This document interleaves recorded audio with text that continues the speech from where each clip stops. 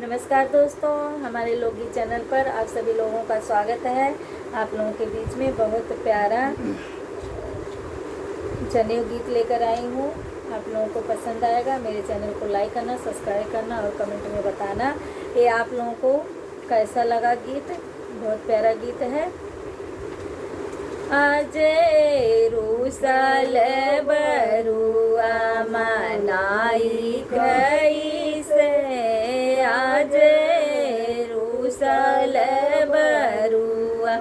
मनाई गई से, पापा से ना माने बरुआ मम्मी से ना माने ला, पापा से ना माने बरुआ मम्मी से ना मानेला, उनका दुलरू फूफा हम बोलाई कैसे, उनका दुलरू फूफा के बोलाई कैसे, आज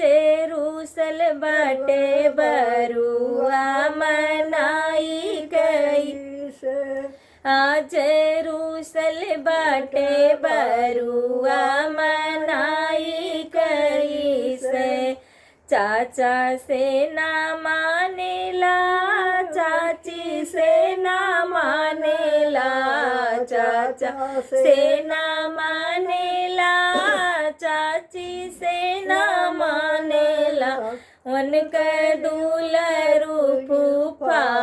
हम बोलाई कैसे, उनके दुलरू फूफा के बोलाई कैसे, आज रूसल बाटे बरुआ मनाई कैसे, आज रूसल बाटे बरुआ मनाई कैसे, भैया से ना माने बरुआ भाभी से ना मानेला, भैया से ना माने बरुआ भाभी से ना मानेला, उनके दुलरू जीजा के बोलाई कैसे, उनके दुलरू जीजा के बोलाई कैसे,